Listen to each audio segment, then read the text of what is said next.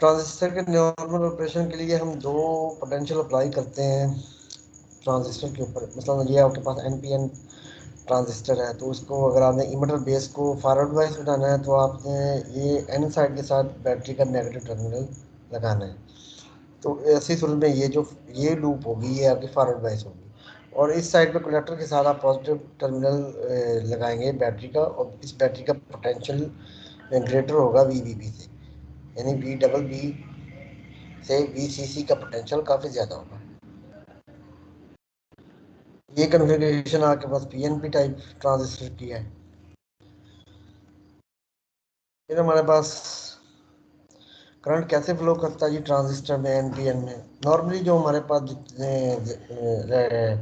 Electronic circuit में जो transistor use होते हैं वो ज़्यादातर एनपीएन टाइप के होते हैं। तो यहाँ पे डिस्कस भी एनपीएन के बारे में किया गया है। तो फिगर आपको शो करवा रही है अभी, इस साइड पे आपके पास एक बैटरी है वीबीबी रेजिस्टेंस लगी हुई है सीरीज के अंदर, और ये एमीटर यानी एन टाइप का जो ये मीटर है इसको कनेक्ट किया गया है नेगेटिव पोटेंशियल। और ये वीसीसी बैटरी जिसका पोटेंशियल वीबीबी से काफ़ी ज़्यादा है, तो इसको लगाया गया दूसरी एन साइड पे।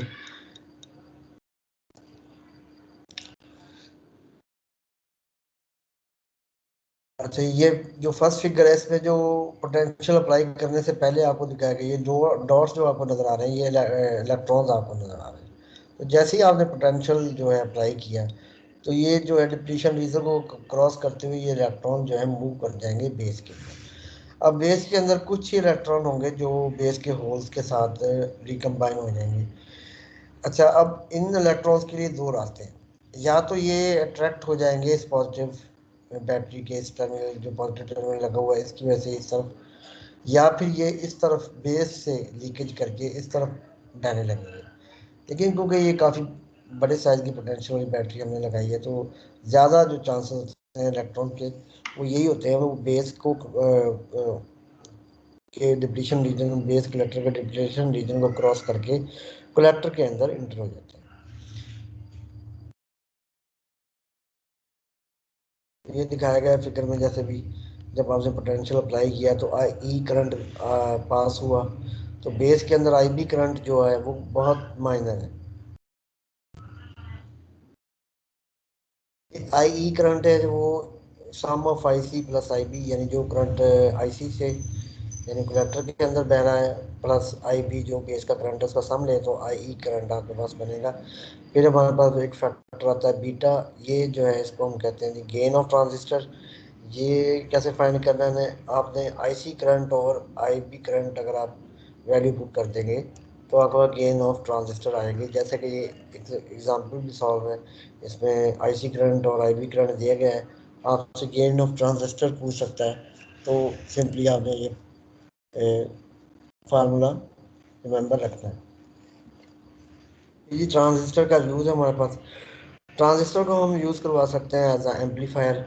एम्पलीफायर एम्पलीफायर में क्या होता है जी, हम वीक सिग्नल अप्लाई करते हैं ट्रांजिस्टर की एक साइड पे, यानी इनपुट में आप वीक सिग्नल देंगे और आउटपुट में जो आपको सिग्नल मिलेगा वो एम्पलीफाइड होगा, यानी उसका एम्पलीट्यूड जो है वो इंक्रीज हुआ मिलेगा। तो इसके अंदर दो लूप्स बनती हैं हमारे पास। एक लूप आपके पास ये बनेगी, ये वाला हिस्सा जो एमिटर बेस के दरमियान है, और एक लूप ये बनेगी आपकी जो कलेक्टर और बेस के दरमियान।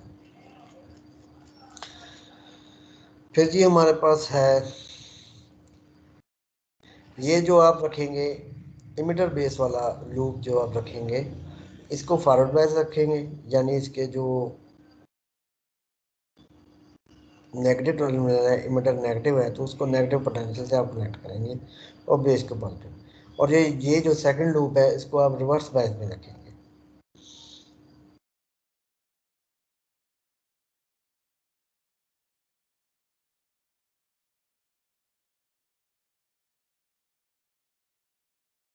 ट्रांजिस्टर का use as a switch, transistor को हम एज अ स्विच भी यूज़ कर सकते हैं, यानी ऑफ और ऑन होने के लिए।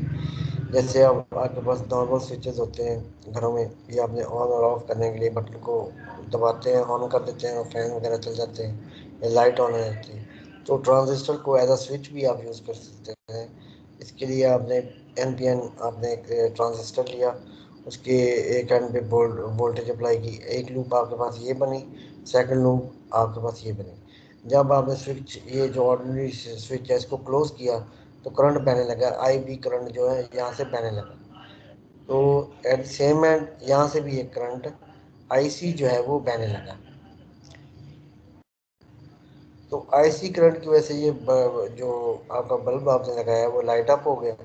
इसकी एक सिंपल मिसाल ये लगाए, इसके साथ आपने एक एमीटर लगाया हुआ है करंट को मेजर करने के लिए। अब एमीटर की आप देखें नीडल मूव की हुई है, यानी इसमें से करंट बह रहा है, इसलिए लाइट ऑन है। तो अगर आप सिंपल सर्किट ड्रा करना चाहते हैं भी, अगर आप ट्रांजिस्टर को एज अ स्विच इस्तेमाल करें, ये ट्रांजिस्टर है हमारा जो स्विच के तौर पर काम कर रहा है, तो ये क्लोज है। तो आप देखेंगे एमीटर भी करंट शो कर रहा है और लाइट बल्ब भी ऑन है। ये इसलिए होता है क्योंकि IB करंट जब बेस से मीटर करंट बहता है तो ये रेजिस्टेंस को रिड्यूस करता है, तो IC करंट को रास्ता मिलता है गुजरने। तो अगर आप इस ऑर्डिनरी स्विच को ऑफ करते हैं तो ऐसी सूरत में क्या होगा भी, आई जो इमिटर बेस करंट है IBE वो नहीं बहेगा, क्योंकि सर्किट यहाँ से ब्रेक है। अगर वो नहीं बहेगा तो इसका मतलब जो है बेस जो है वो इस करंट को बहुत ज़्यादा रेजिस्टेंस यानी शो करवाएगी, जिसकी वजह से कोई करंट IC इसमें से नहीं बहेगा और इस सूरत में जो बल्ब है वो भी लाइट अप नहीं होगा। तो इसकी एक आपके सामने ऐसे सिंपल सर्किट अगर आपको बना के दिखाया जाए भी, ये ट्रांजिस्टर को शो कर रहा है, तो ये ओपन सर्किट आपको शो कर रहा है, इसमें से करंट नहीं बह रहा। फिर हमारे पास आए थे ऑपरेशनल एम्पलीफायर।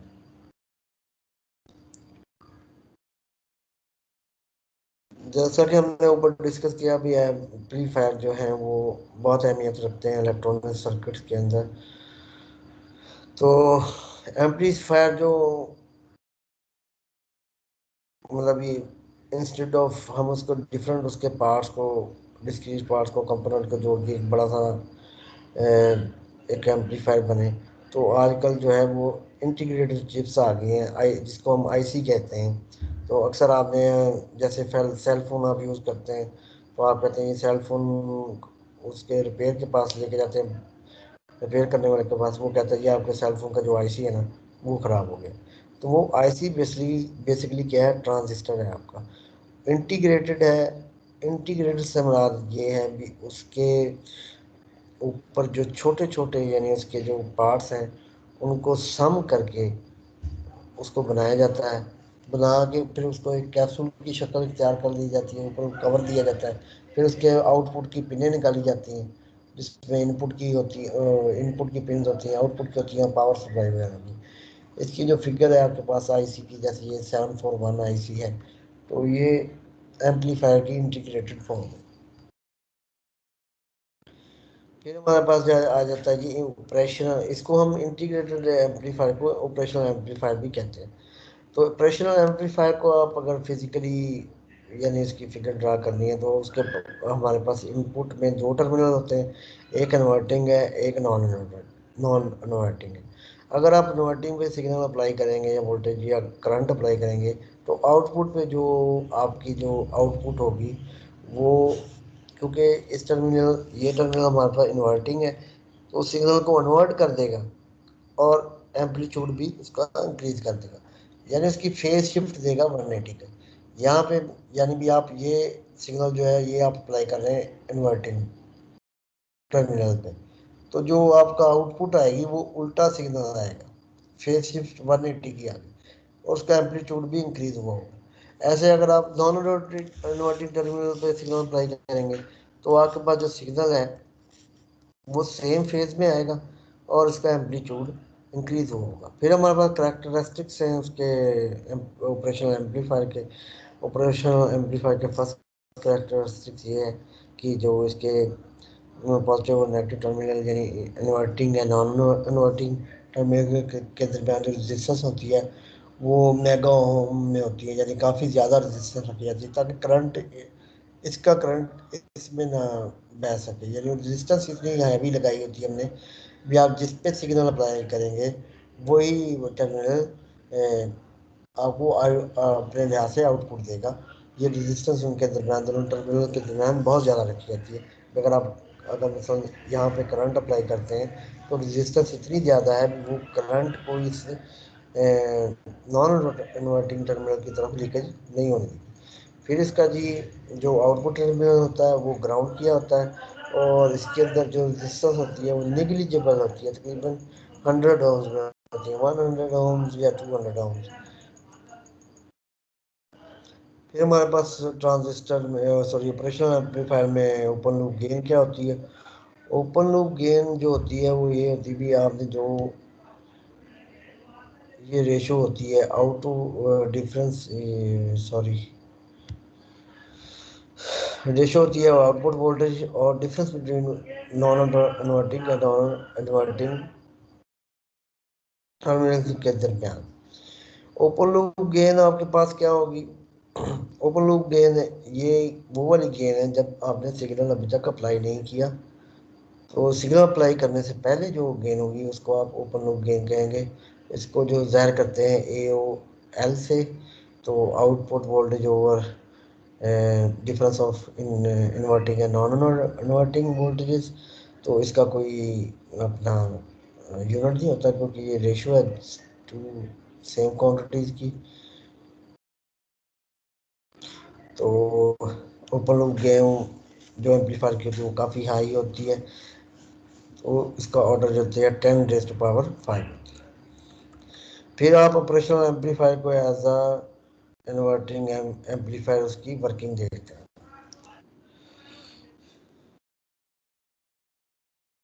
एज अ इन्वर्टिंग एम्पलीफायर आप जो ये ऑपरेशनल एम्पलीफायर देख रहे हैं इसका जो पॉजिटिव टर्मिनल है यानी नॉन इन्वर्टिंग, आप उसको ग्राउंड कर देंगे और इस एसी जो वोल्टेज वी इन वोल्टेज वो अप्लाई करेंगे आप नेगेटिव टर्मिनल।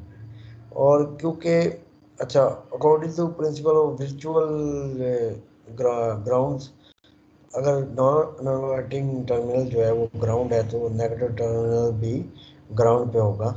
तो हमने जो वोल्टेज जो अक्रॉस R1 मालूम करना है वो करंट थ्रू यानी R1, जैसे कि हम जानते हैं अकॉर्डिंग टू ओम लॉ भी current is equal to voltage over resistance होगा। तो हमें R1 के अक्रॉस अगर आपने वोल्टेज ड्रॉप फाइंड करना है तो आप करेंगे वी इन, यानी इस एंड पे जो वोल्टेज है वो वी एन है और इस एंड पे जो रेजिस्टेंस के वोल्टेज है क्योंकि ये ग्राउंड पे है, लेकिन यहाँ पे वोल्टेज जो होगी इस एंड पे वो वी नेगेटिव है हमारे पास, तो वी नेगेटिव आ गया। रेजिस्टेंस आपके पास R1 है। वी नेगेटिव क्योंकि हमने जैसे कहा अभी वी नेगेटिव हमारे पास ग्राउंड पे है क्योंकि इन्वर्टिंग जो आपका पोटेंशियल है वो ग्राउंड पे है। तो according to principle of virtual grounds ये वी नेगेटिव भी ग्राउंड पे होगा, इसलिए वी नेगेटिव की वैल्यू 0 है हमारे पास। तो वी एन इन और R1 हमारे पास आ गया।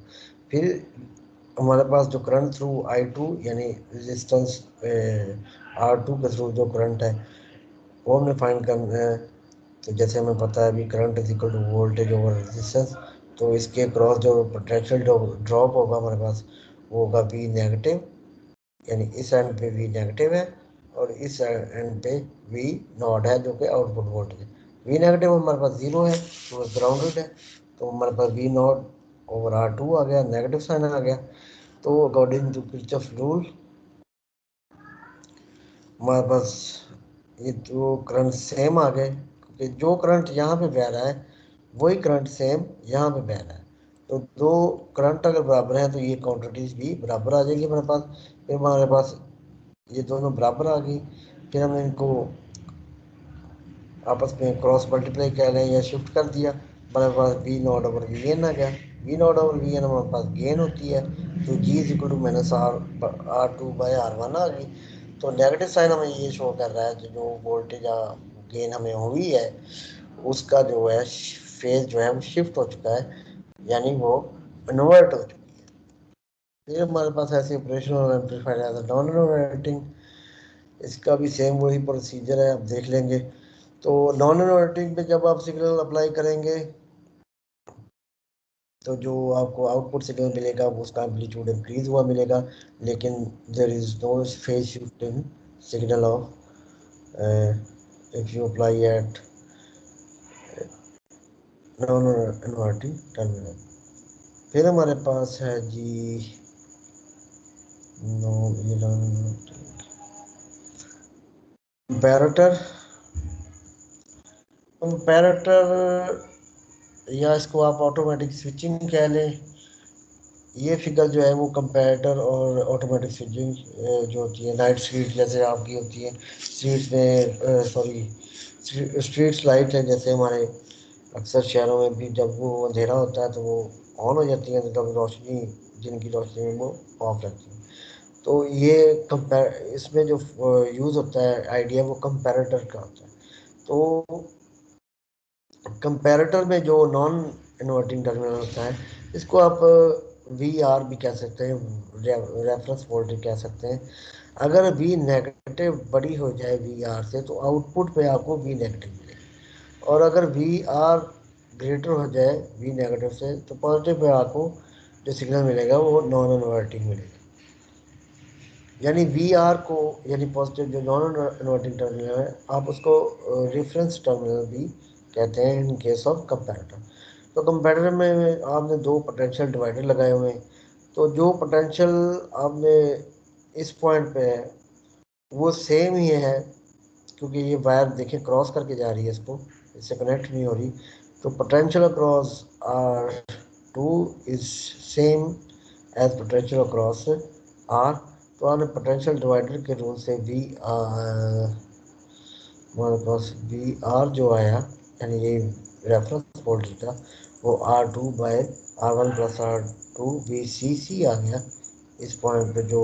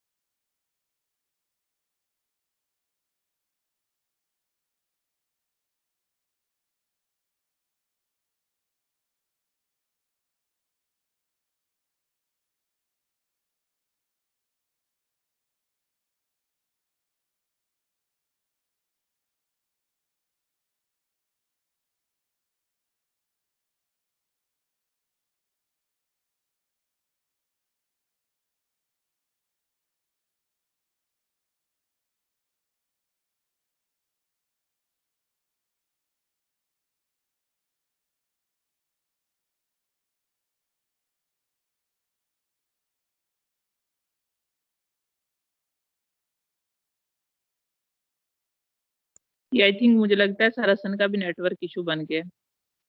मैम साहिदा मेरी आवाज आ रही? जी मैम बिल्कुल आपकी आवाज आ रही है, मुझे भी यही लगता है कि नेटवर्क का इशू है कोई। एकदम सिग्नल ड्रॉप हो गए, थोड़ा सा वेट कर लें, आ जाते हैं हम।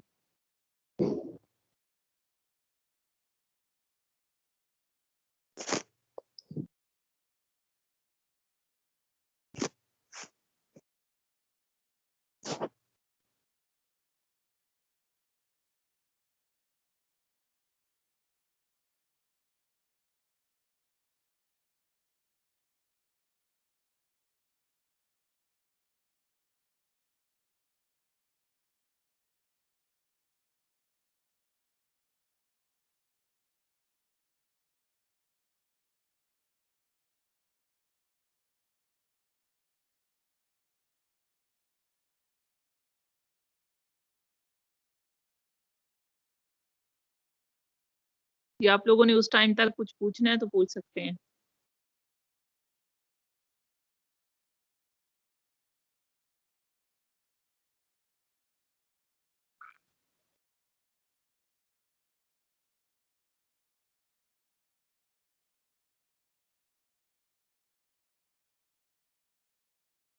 अच्छा, कोई स्टूडेंट आंसर कर सकता है अगर मैं कोई एक क्वेश्चन करूं तो? अगर कर सकता है तो फिर मैं क्वेश्चन करती हूँ, अगर मेरे क्वेश्चन का आंसर दें तो? कोई भी, माइक सबके ही जी मैम ऑन है। करें, हम कोशिश तो करते हैं ना। आप क्वेश्चन करें, हम कोशिश करते हैं। नहीं, आपसे तो रिलेट नहीं है, हमारे पार्टिसिपेंट से रिलेट है ना, तो इसलिए मैं पूछ रही हूँ। देखते हैं, मिस सैरिशा, शगुफ्ता है, फायजा है, जो मुझे नजर आ रहे हैं यहाँ पर। कोई भी, Saima Iqbal, Saima Iqbal, are you listening me? जी मैम। कैसी है? ठीक है। मैम मेरी तरफ नेट प्रॉब्लम है, इस वजह से वो ज्वाइन ही नहीं हो रही। आपको मेरी आवाज आ रही है? जी जी अस्सलाम वालेकुम मैम, मेरी मैम। आवाज नहीं आ रही? वालेकुम अस्सलाम। करूँ मैं क्वेश्चन? जी जी। मैम जरा मुझे ना थोड़ा सा टाइम आउट चाहिए। जी सर, कंटिन्यू करें आप। मैम नगीना थोड़ा सा टाइम आउट चाहिए मुझे ना, जरा ऑफिस में काम है थोड़ा सा, तो वो कॉल करनी है ये साहब को, तो मैं जरा चले, उनसे राब्ता कर लूँ, मैं वापस ज्वाइन करता हूँ, बस आप कर 2-3 ले, मिनट। आप कॉल कर ले जब तक मैं क्वेश्चन करती हूँ इनसे। हाँ जी हाँ जी, शुक्रिया। अच्छा जी स्टूडेंट्स, एक छोटा सा क्वेश्चन है। आज हमने ना एक मिस इकरा ने एक एक्टिविटी की छोटी सी ना, ग्रुप में कहा कि जो है टेस्ट जो सेंड करते हैं तो बस 8 स्टूडेंट्स ने दिया, मैं भी टेस्ट नहीं भेजूंगी। तो किसी का भी कोई रिस्पांस नहीं आया, हालांकि जब हम लोग क्लास में स्टूडेंट थे, हमारी कोई टीचर ऐसे कह देती थी तो हमारा क्या रिस्पांस होता था? हम लोग फॉरेन टीचर को जो है मनाते थे कि नहीं मैम प्लीज आप क्लास में, टीचर यही हमें धमकी देती थी ना, मैं क्लास में नहीं आऊंगी। तो किसी का भी कोई रिस्पांस नहीं आया। कोई आंसर करना चाहे मिस रेगिना, आप बताएं, कभी आपके साथ ऐसा हुआ कि आपकी टीचर ने कहा हो कि मैं क्लास नहीं लूंगी, आज तंग कर रहे हैं आप लोग? जब मुझे डर हो ना कि मुझे नहीं आता तो मैं चुप रह जाती हूँ, जैसे ये चुप है। आप सवाल करें फिर हम बताएंगे हमें आता है कि नहीं। सवाल यही है कि मिस इकरा ने कहा ना कि 8 स्टूडेंट्स हैं, तो उन्होंने टेस्ट दिया है, नेक्स्ट मैं टेस्ट नहीं बनाऊंगी, मैं क्लास नहीं लूंगी। तो टीचर समझे नाराज हो गई, तो टीचर को मनाना चाहिए कि नहीं?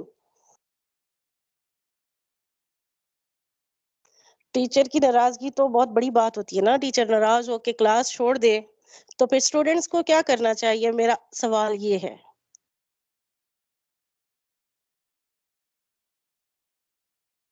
जी जी मैम, कोई भी इकरा आंसर? बहुत क्यूट है, वो नाराज नहीं होती। नहीं हमें नहीं, यकीन है इसलिए हम चुप हैं। वो नाराज नहीं थी, वो मुझे भी पता है, एक्टिविटी थी ना एक, जैसे ये एक छोटे बच्चों की एक्टिविटी होती है ना, वो हमारी क्लास में हम अपने बच्चों को कह देते हैं कि आप लोग काम नहीं कर रहे, मैं आपकी क्लास नहीं लेती। हमारी बड़ी पनिशमेंट तो यही होती है, वो हमारी जो है नाराजगी बर्दाश्त ही नहीं कर सकते कि हमारी टीचर ना हो क्लास में। किसी स्टूडेंट ने कहा नो मैम, हम टेस्ट भी देंगे, प्लीज आप क्लास ले लें? किसी ने भी नहीं कहा, ये तो एक्टिविटी थी, वो कौन सा नाराज हो रही थी? वो असल में मैम मैसेज ज्यादा है, हमने पढ़ा ही नहीं। चले, ये भी ठीक है, यानी आप सारे पार्टिसिपेंट्स की साइड ले रही हैं। बिल्कुल। वाह भाई, ये जब आप रहनुमाई कर रही हैं उनकी, तो फिर तो बस फिर बात खत्म। हाँ पूछ लें मिस फाइजा, आपने मैसेज पढ़ा है मैम इकरा का?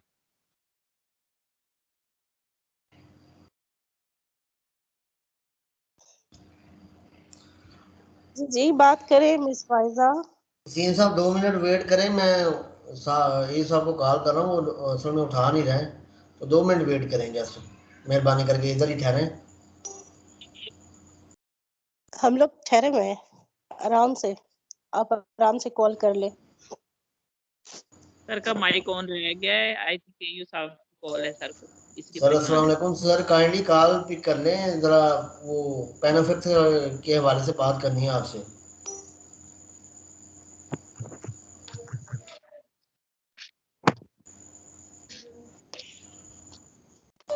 सर उधर गया हूँ तो वो कह रहे हैं कि ये जो तस्वीर आपने जो आपकी स्टाफ की उधर एडजस्ट करनी है पेनाफ्लेक्स के अंदर, ये यानी भी इस पेनफ्लेक्स के अंदर एडजस्ट नहीं हो सकती। इसके लिए हमें अलहदा से एक नया डिज़ाइन यानी नया बैकग्राउंड लगाना पड़ेगा और अलहदा से शुरू से ही, यानी जो ऊपर राइटिंग हुई है और नीचे जो है राइटिंग हुई पड़ी वो भी दोबारा से करनी पड़ेगी। यानी एज अ होल हमें कंप्लीट एक नया पेनफ्लेक्स बनाना पड़ेगा जिसमें ये तस्वीर लगेगी और उसका बैकग्राउंड चेंज होगा, लेकिन सेम यही नहीं रहेगा। ये जो तस्वीर है स्टाफ की, डिप्टी साहब की और एओ तमाम की, ये इस पैराफ्लिक्स के ऊपर नहीं लग सकती।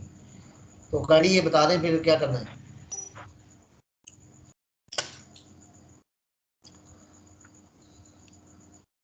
दरअसल आपका माइक ऑन है, पहले कर लें।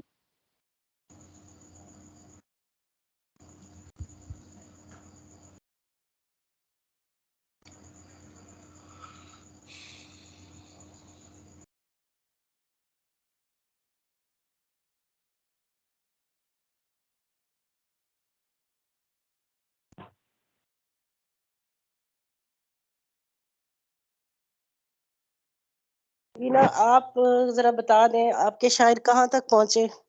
आपके तो उर्दू की प्रिपरेशन बहुत जबरदस्त तरीके से हो रही है ना। ये कोशिश मेरी पूरी है कि इनको हिस्ट्री, लिसानियात सब आ जाए। इनको ग्रामर करवा दी है, शायर सारे करवा दिए, नावल अगर ये पढ़ना चाहेंगे तो वो भी करवा दूंगी इंशाल्लाह। 4 सेशन रह गए हैं, बल्कि मैं तो जो जो अहम है वो आपको पता है कि रट्टा बना के इनको याद करवा रही हूँ ताकि इन्हें याद रह जाए। आज मैंने एक क्वेश्चन दिया था कि बाले जिब्राइल किस सन में उसकी इशाअत हुई। किसी को याद है? सैरिश आपको याद है?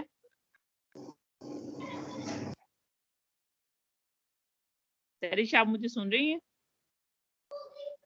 अपने माइक को टच करके जरा आंसर दें, मुझे याद है या भूल गए?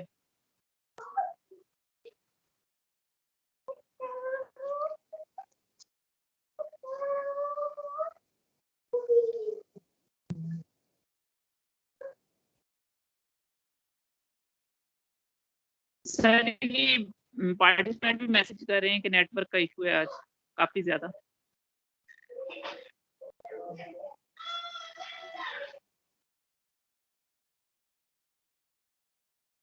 हाँ, ड्रॉप हो जाता है बार बार, यहाँ से भी नेटवर्क का वाकई इशू है।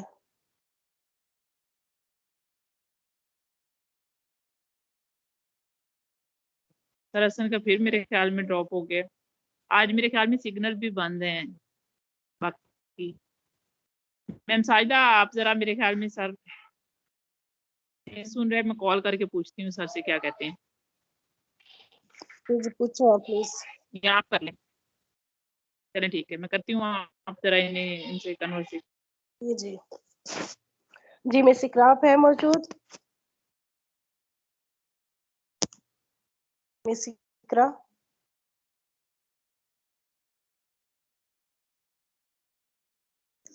साइमा हो गया आपका ज्वाइन?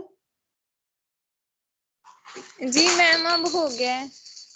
चलें जी, अब हम एंड की तरफ जा रहे हैं, हमारा सेशन एंड की तरफ है। तो बताएं कोई आप अपने पॉइंट ऑफ व्यू के, कैसा रहा आपका ये सेशन, जितने डेज आपने ट्रेनिंग जो ली, सेशन लिए? मैम बहुत अच्छा था, बहुत इंफॉर्मेशन मिली है, इससे अच्छी खासी तैयारी हो गई है। सही। कोई जी और भी मैम माशाल्लाह पूरी टीम ने माशाल्लाह बहुत अच्छी तैयारी करवाई है। सारे टीचर्स ही माशाल्लाह बहुत अच्छे थे। सही, ये तो है, बिल्कुल सबने अपने अपनी जगह पे बहुत मेहनत की है, ये तो मानने वाली बात है। लेकिन एक वो थोड़ा सा अंदर ही अंदर कुछ ऐसी फीलिंग है ना कि अब क्लोजिंग की तरफ आ रहे हैं, तो कुछ ऐसे जैसे कोई अलग हो रहे हो, ऐसा है ना फीलिंग? जी मैम बिल्कुल ऐसे है, वो लगता है जैसे वो खत्म हो जाएगा तो पता नहीं बिल्कुल ही बंद हो जाएगा, फिर बात ही नहीं होनी। हाँ, और ऐसा तो नहीं है कि जान छुटी? नहीं नहीं बिल्कुल भी नहीं, ऐसे नहीं है। अच्छी और खासी ये इंफॉर्मेशन मिल रही है इससे। सही, और अच्छी तरह से डिलीवर भी हो रहा है, डिस्कस भी हो जाता है। जी फर्स्ट मैम टाइम बिल्कुल। अच्छा रहा ना? हाँ जी। चलिए, बहुत अच्छी बात है जी। मिस फाइजा, आप भी कर सकती हैं बात, जो भी शेयर करना चाहें। Miss Pfizer please. अस्सलाम वालेकुम मैम। मैम ये पूछना था, आप लोगों का कोई नेक्स्ट सेशन बनाने का प्लान है? नेक्स्ट सेशन का तो अभी मीटिंग लेंगे सर और मिस नकीना, तो फिर डिस्कस करते हैं। आप लोगों की क्या राय है? आप लोग अगर अपनी राय देना चाहें तो उसके मुताबिक देखते हैं फिर। मैं तो यही चाहूंगी कि एक और हो जाए ना, मजीद भी कुछ ना अच्छा, कुछ हम चलिए तैयारी आप करें। लोग, जी जी, जितने भी लोग यहाँ पर अभी सुन रहे हैं, मौजूद है, तो वो व्हाट्सएप ग्रुप में मैसेज करना चाहे अपनी अपनी राय के मुताबिक कि नेक्स्ट सेशन चलाया जाए। वैसे सीट्स तो अनाउंस हो गई हैं, इंशाल्लाह ताला सीट्स तो लाजमी आएंगी। तो इससे ये है कि जी कनेक्शन बना रहेगा स्टडी के हवाले से, जैसे आप लोग बेटर समझे। जी, ओके मैम। जी बिल्कुल। और किसी ने कुछ शेयर करना हो तो वो भी कर सकते हैं, कोई प्रॉब्लम हो, कोई मसला हो।